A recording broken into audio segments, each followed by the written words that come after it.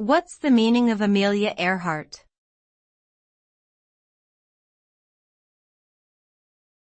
Amelia Earhart.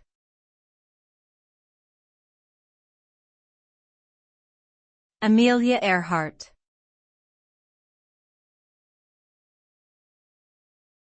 Amelia Earhart.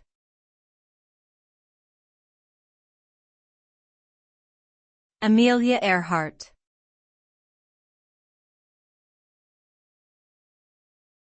Amelia Earhart.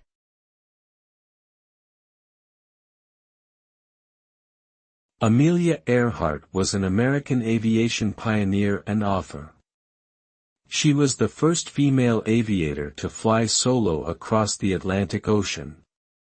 Earhart set many other aviation records and wrote best-selling books about her flying experiences. She disappeared mysteriously in 1937 while attempting a flight around the world, and her fate is still unknown. Earhart's achievements and her disappearance have made her a legendary figure in American history.